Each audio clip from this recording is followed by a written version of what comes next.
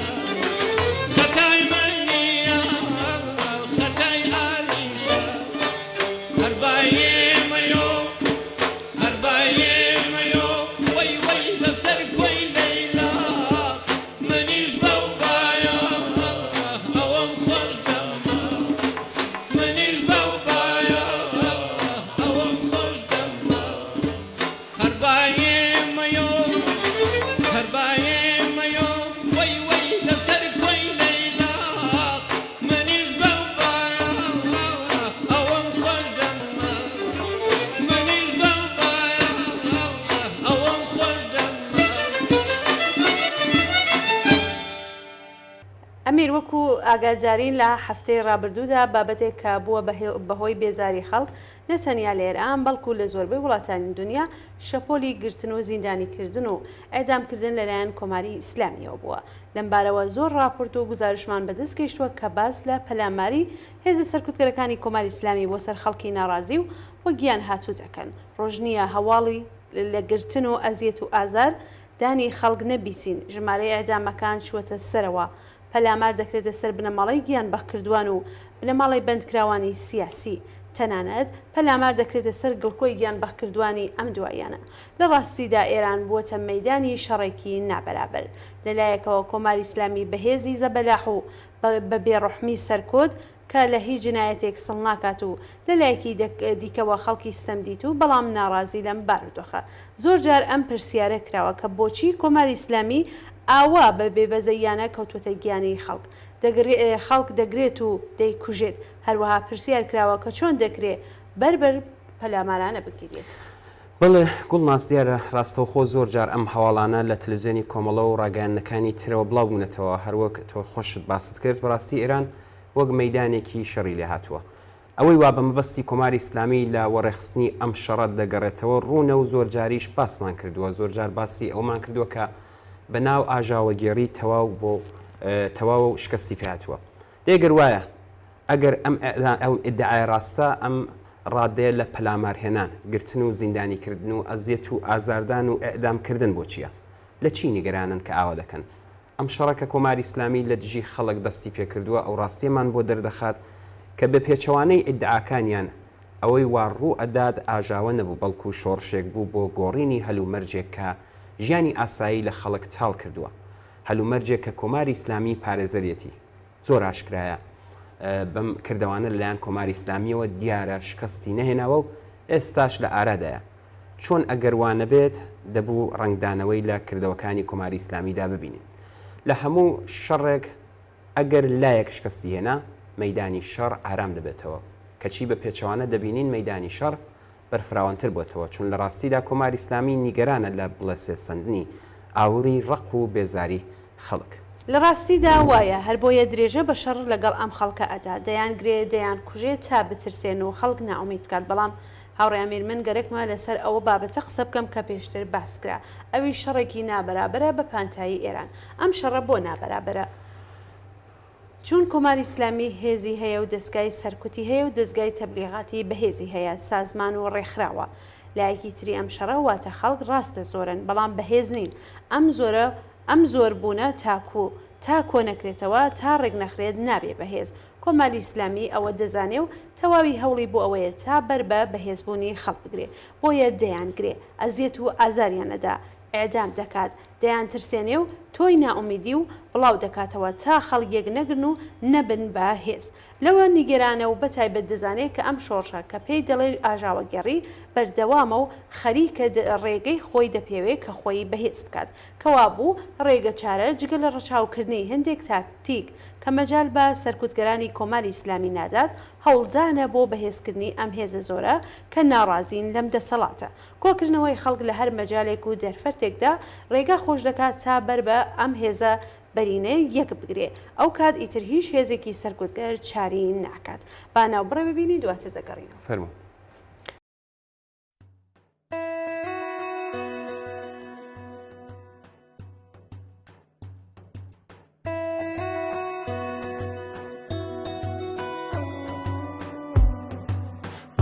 Yerdeki sinek kahraman, şinek bayaza beni raboman.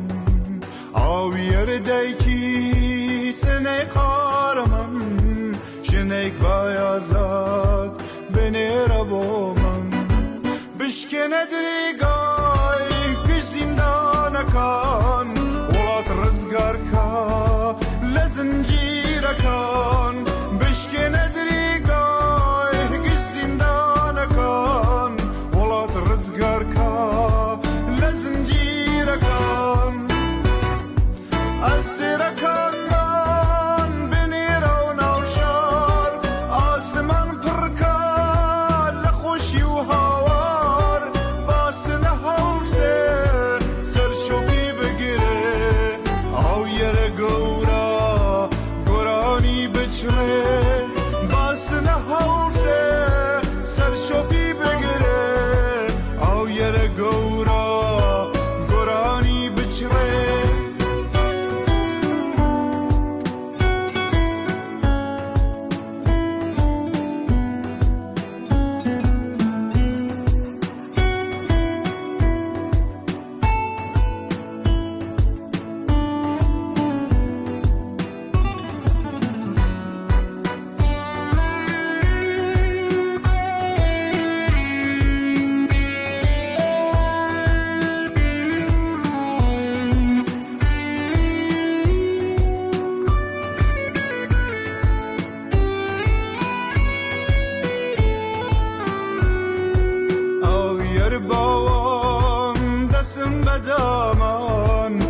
هرچی غریبە بێرانە و لامان ئاویەر باوان دەسم بەدامان هەرچی غەریبە بێرانە و ناومان بۆ لای کوچکە ڕاش بەهار بنێرن کراسە ڕەشەکەی لەبەر دەربێرن بۆ لای کوچکە ڕاش بەهار بنێرن کراسە ڕەشەکەی لەبەر دەربێرن بێژن بە چایلا هەڵچێتە سەرپا دەستنە بگرێ بیکە بەهرە سنە خەمبارە تەسەی بشکێنە کراسە سوورەکەی لەبەر دەربێرە سنە خەمبارە تەسەی بشکێنە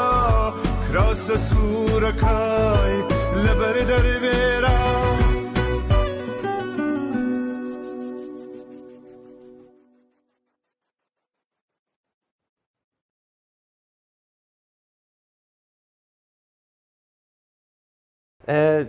گوڵناز لەم هەفتەیەدا جارێکی تر کۆماری ئیسلامی هەڕەشەی خۆی بۆ سەر هەرێمی کوردستان دووپات کردەوە. ڕاگەاندووە کە ئەگەر بڕیارنامەی ئەمنیەتی کە لەگەڵ حکوومەتی عێراق واژەیان کردووە جێبەجێ نەکرێت ئەوان خۆیان دەست بەکار دەبن بۆ پەلامارهێنان بۆ سەر حیزب و لایەنە سیاسیەکان نیشتەجێ لە هەرێمی کوردستان. لەم بارەوە ژمارەیەک هاوڕێی بەرنامەکەمان نیگەرانی خۆیان دەربڕیوە و تەنانەت کەم نینە و کەسانە کە ئامادەی خۆشیان بۆ هەر چەشنە یارمەتیەک ڕاگەاندووە. بەڵێ ئەمیر زۆر سپاس لەم عزیزانە و بێگومان ئەم هێزانە مەبەستم هێزە سیاسیەکانی کوردستانە هەڵقڵاوی کۆمەلگای کوردستان و بەشێکی گیانەکراون لەم کۆمەلگایەن. کۆماری ئیسلامی ئەمە دەزانێ و نیگەرانیەکەشی لێرەوە سەرچاوە دەگرێ و هەموو هەوڵ و تەقالایشی بۆ پشڕانی ئەم پەیوەندیە و سڕینەوەی ئەم مێژوویەیە. هەروەها نابێ ئەوە لەبیر بکەین ئەم هەڕەشانە ئەگەر چی تازەنین بەڵام لە درێژەی هەمان شەڕێکە کە کۆماری ئیسلامی دژی خەڵکی ئێران بەگشتی و خەڵکی کوردستان بەدهایبەتی دەستی داوەتێ هەر لە ئێستاوە بە هەڕەشەکردن و پەلامارزان بە نیازە بەر بە سەرهەڵدانی ئاخێزێک بگرێت کە چاوەڕوانی دەکات کەوا بوو هەڕەشە نەتەنیا لە حزب و لایەنە سیاسیەکان لە هەرێمی کوردستان نیە بەڵکو لە ڕاستیدا هەڕەشە لە ڕاپەڕینی خەڵکە بەڵام تا ئەو جێگە بە ئێمە وەکو کۆمەڵە دەگەڕێتەوە سیاسەتمان ڕوون و زۆر جار بەسمان کردووە. بەڵێ وایە ئاشکرایە کە ئێمەش ڕامانگەاندووە کە لە سەرەتاوە خەڵکی کوردستان پەلاماری سەرکرا بووە چەک هەڵگرێت و ئێستاش بە هیچ شێوەیەک تا دژمن بە زمانی چەک و سەرکوت قسە دەکا باسکی چەکداری خۆمان وەکو حیزبێکی سیاسی لەدەست نادەین و هیچ بڕیارێک وەکو چەک داماڵین قبول ناکەین. چەک بەشانی ئێمەوەیە و بەلای کۆمەڵانی خەڵکی کوردستانی شەوە واتایەکی سیاسی هەیە چ بەکاری بهێنین و چ بەکاری نێنین. ئەوە بۆ ئێمە قابلی قبول نییە و دەتوانین بڵێن ئەوە هێڵی سووریەمەیە. بەواتایەکی دیکە ئەوەی کە ماوەی 44 ساڵە بە شانمانەوەیە سمبولی خۆراگری بووە ئێستا بە بڕیاری هیچ کەس و لایەنێک لە شانمانی داناگرین. جگەلەوە دیارەکە هێزی پێشمەرگەی کۆمەڵە خۆی بە شوێنێک نەبەستووە. کوردستان شاخ و دۆڵی زۆرە و جێگایمانەوەی پێشمەرگەی زۆرە کەوا بوو ئوردوگای ئێمە لە زرگوێز شوێنێکی غیرەنظامی دەبێت شوێنی ژیانی ئەو بنەماڵانە دەبێت کە بە هۆکاری سیاسی ناچار بوون ئێرانی ژێردەسەڵاتی کۆماری ئیسلامی جێبهێڵن و پەنان بۆ هەرێمی کوردستان و بۆ ئێمە هێناوە. ئەو شوێنانە هەر ئێستا جێگای کەسانێکن کە ژیانی ئاسایی خۆیان بەڕێوە دەبن. جگە لەمانە ئێمە ڕامانگەاندووە کە بە پێی سیاسەتی خۆمان ئێستا بە پێویستی نازانین لە هێزی نظامی بەکاربێنین. ناوبڕێک ببینین گوڵناس دواتر زوو دێنەوە خزمەت بینەرانی خۆشەویست.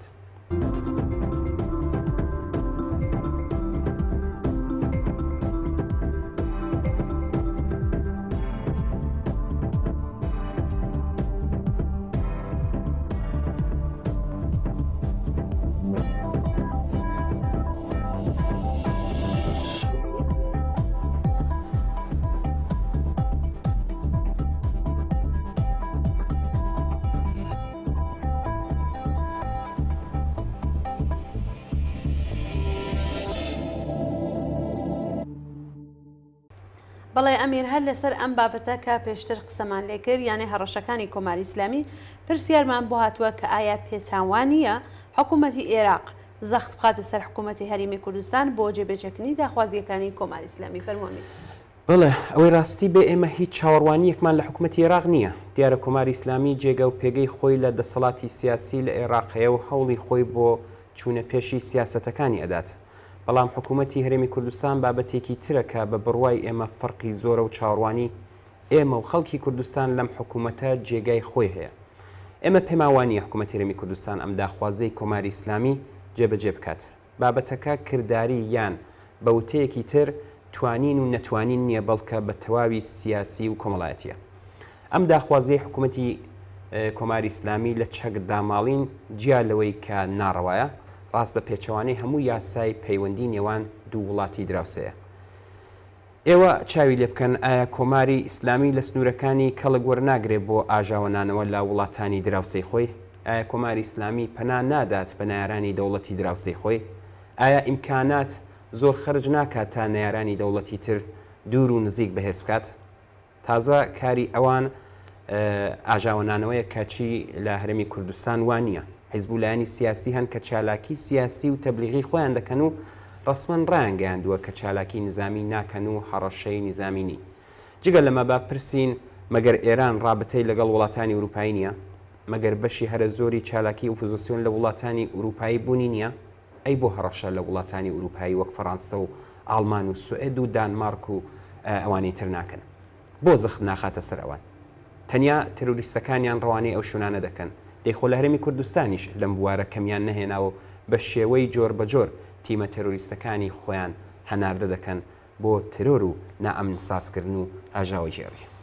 لە ڕاستیدا کۆماری ئیسلامی پێش ئەوەی نیگەرانی چالاکی نظامی حیزبە کوردیەکان لە هەرێمی کوردستان بێ، نیگەرانی تەئسیر و کاریگەری ئەم حیزبانە لە بزوتنەوەی شۆڕژگەرانەی کوردستانە.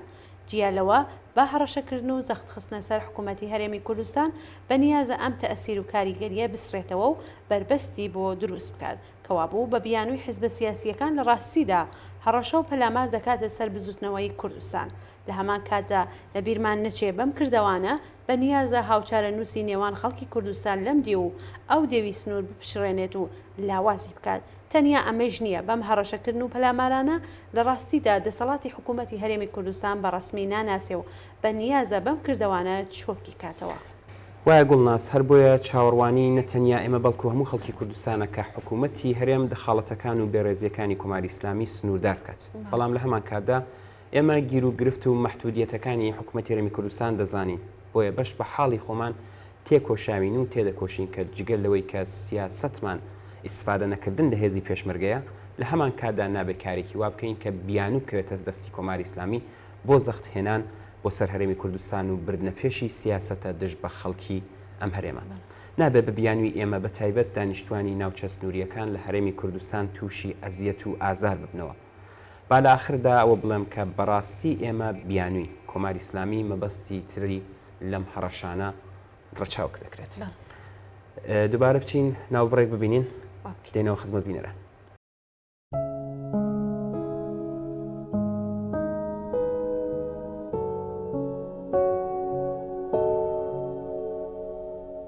بمگەێنن بە ڕووناکی لەوێ هەتا چاو لە یەک نانێ، لەوێ تەوار ڕاناوەسێ و لە ڕێ عەشقا سەردائەنێ، وەکوو کۆتر ئاشتی خوازن ئەوینداری گەل و خاکن، دژی جەنگ و ماڵ وێرانین، مرۆڤ دۆست و داوێن پاکن، کڵاو ڕۆژنەی بەر خوددانن، داهێنانیان ڕێڕاستیە، شەبەنگێکی نوێ بوونەوەن، دژی زوڵم و ژێردەستیە. بمگەێنن بە ڕووناکی لەوێ هەتا چاو لە یەک نانێ، لەوێ تەوار ڕاناوەسێ و لە ڕێ عەشقا سەردائەنێ، وەکوو کۆتر ئاشتی خوازن ئەوینداری گەل و خاکن، ڕێژی جەنگ و ماڵ وێرانین مرۆڤ دۆست و داوێن پاکن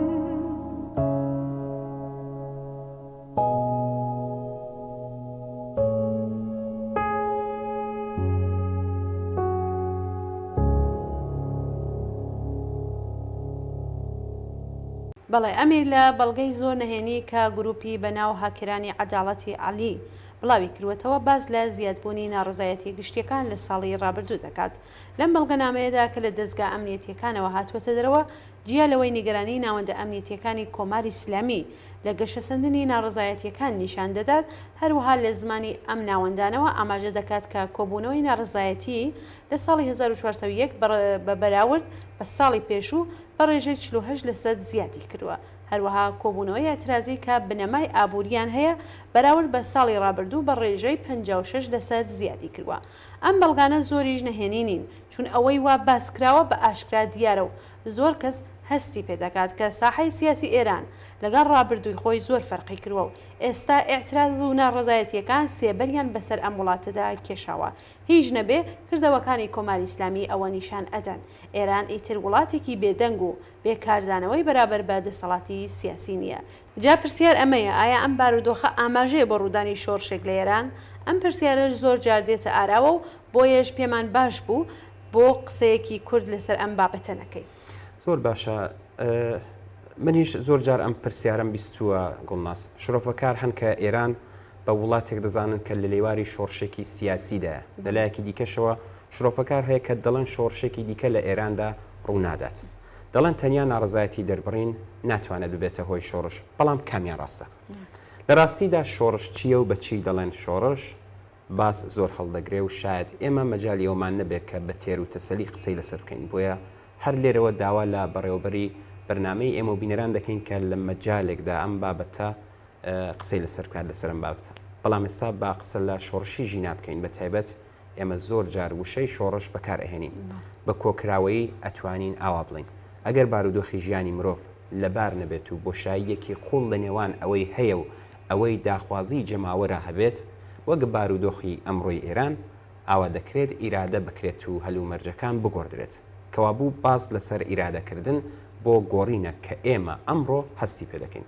ئەم گۆڕانە بەدی هاتووەیاننا بە زۆر فاکتۆری تری گرێ خواردووە. دوایی خاڵە سەرەکیەکانی باس دەکەین. ئێستا لە ئێران ئێمە ئەم ئیرادە دەبینێت. خەڵک ئەم هەلومەرجەکە بە سەریاندا داسەپاوە قبول ناکەن و هەروەها دەسەڵاتیش مەشروعیەتی نەماوە و تەنیا بەهێزی سەرکوتی خۆی بەسەر پێوەڕاگرتووە.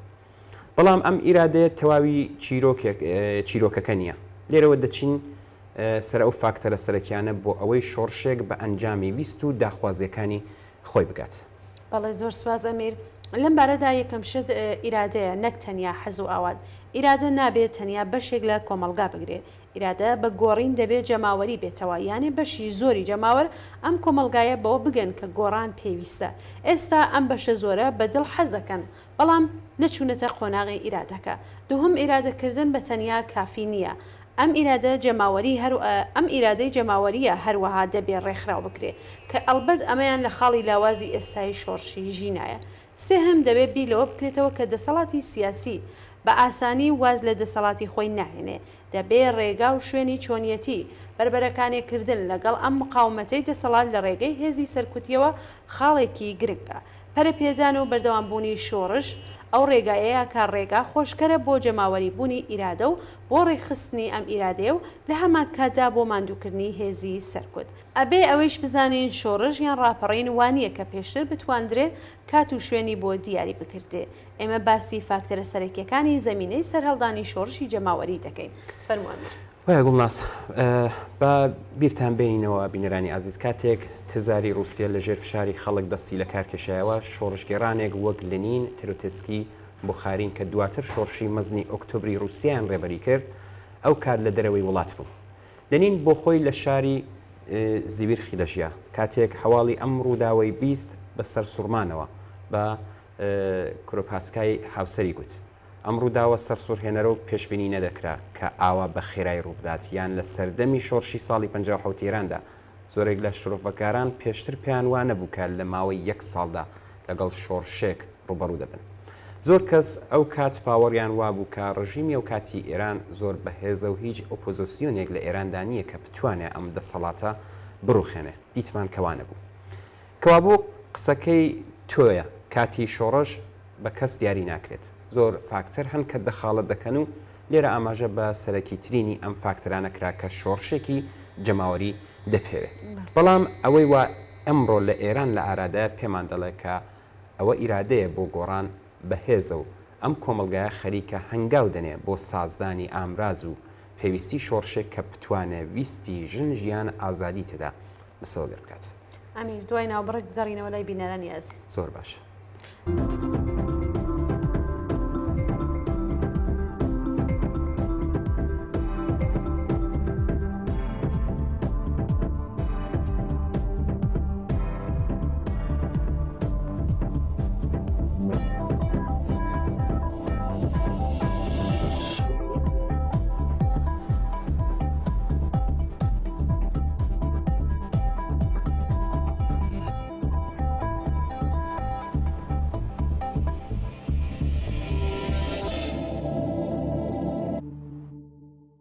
گوڵناز ئاگاداری بەیاننامەی خوێندکارانی یەکگرتوو بڵاو بۆتەواوە بەدەست ئێمەش گەشتووەکە بە پێویستی ئەزانین بەشێکی لێرە و لەم بەرنمەیەدا بە ئاگاداری بینەرانی بەرنمەکەمان بگەینی.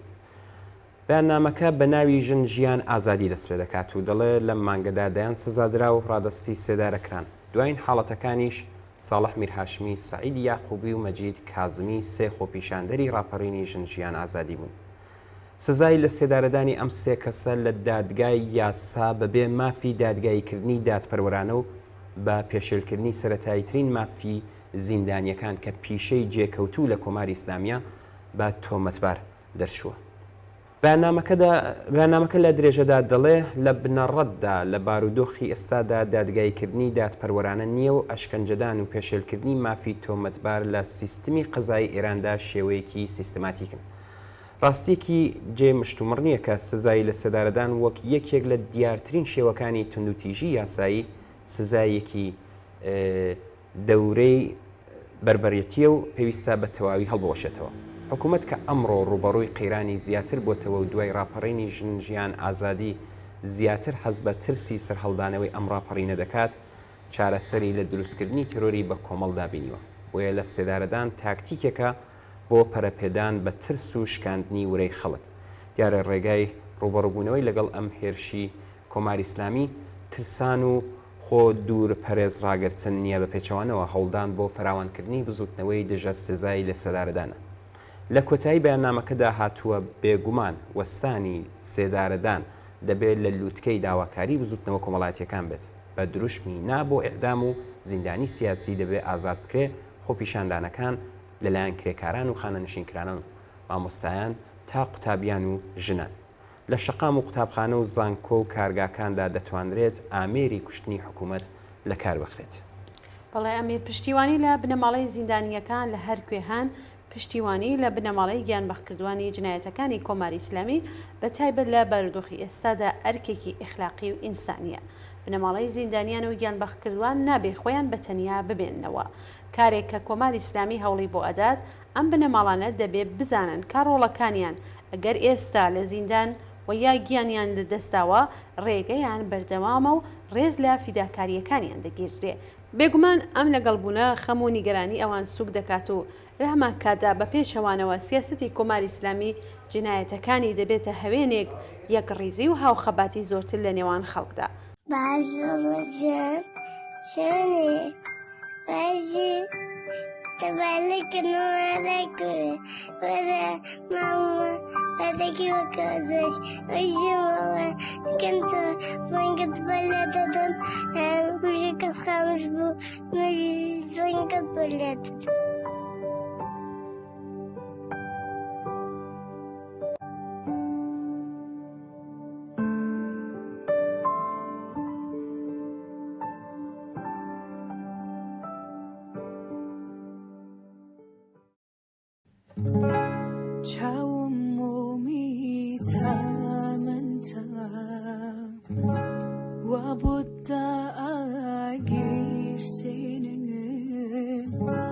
ججني لدايك بونتا روحم به دیاری دینم ججنی لدایی بونتا روحم به دیاری دینم گلی باقی جیانه مرگی جینت گورش بی گلی باقی جیانه مرگی جینت گورش بی لتمنی من بروا تمانی تو درش بی لتمنی من بروا تمانی تو درش بی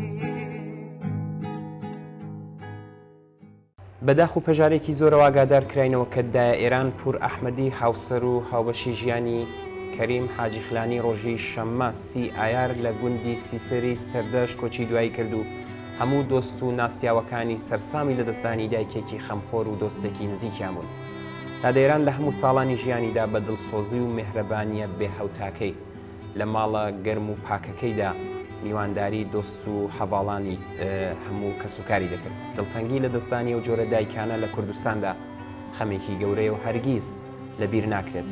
لە دەستانی ئەم ژنە ماند و نەناس و دایکە مێهرەبانە بۆ کاکەریم حاجی خلانی و منداڵەکانی تەواوی بنەماڵەی حاجی خلانی و پور ئەحمەدی و خەڵکی مهرەبانی گوندی سیسێر غەمێکی گەورە بوو. ئێمەش بەم بۆنەوە لە تلویزیۆنی کۆمەڵەوە پرسە و سەرخۆشی خۆمان دەردەبڕین و خۆمان بە شەریکی ئەم ماتەمینە دەزانین. یادی ئازیزی دادەێران بەرز و بەڕێزبێت.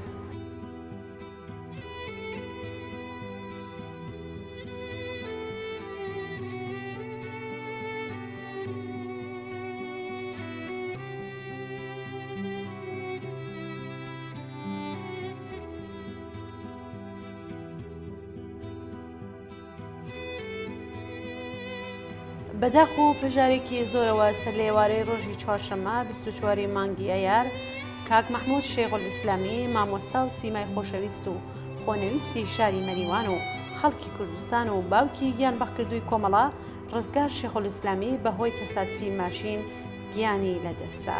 زۆر بەداخەوە کاک مەحموود شێخولئیسلامی قەڵایەکی بۆ خەڵکی ئەو شارە بوو، کەسایەتێکی خۆشناو، مامۆستایەکی دڵسۆز، ئەدیبێکی ناسرا و سیمایەکی جێگەی متمانەی خەڵک، کۆڵەکەیە کە چالاکانی سیاسی ئەو شارە پاڵیان پێوە ئەدا. باوکی هاوڕێی گیان بەخکردو و ڕزگار شێخولئیسلامی ماڵاوایی لە ژیان کرد.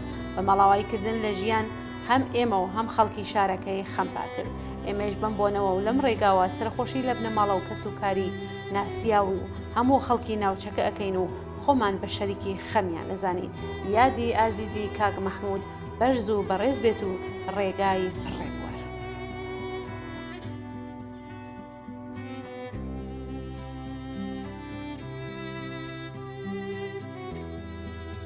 بەداخ و پەژارێکی زۆرەوە ئاگاداری گیان لە دەستانی هاوڕەیەکی دێرینی پێشمەرگەی کۆمەڵە کاگ محەممەد حەسەن خاڵی لە وڵاتی ئاڵمان بووینەوە.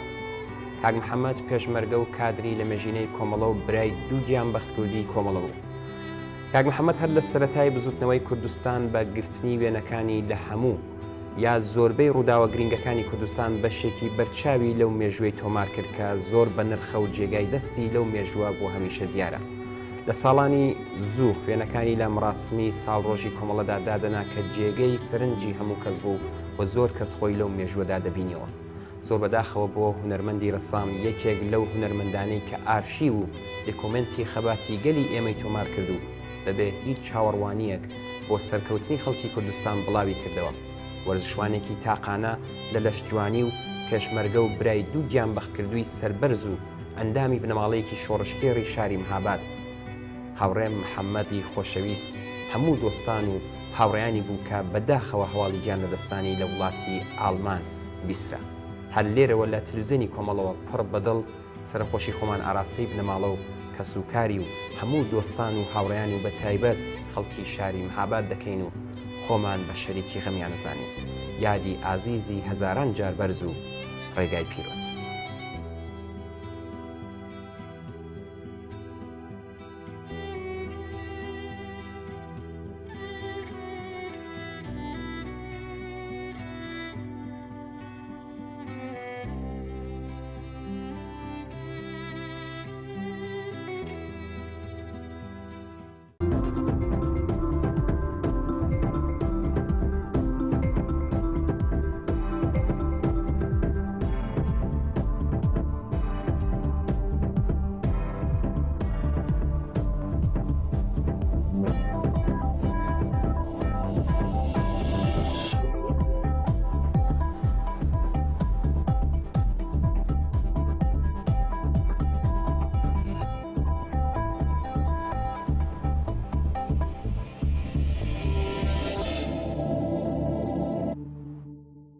بەڵێ بینەرانی ئازیز و خۆشەویست بەم جۆرەش هاتینە کۆتایی بەرنامەی ئەم هەفتەی ئێمە و بینەران. زۆر سپاس بەوەی کە تا ئێستا لەگەڵمان بوون و هیوادارین کە بەرنامەکەشتان بەدڵ بێت و کەڵکی پێویستیشتان لێ وەرگرت.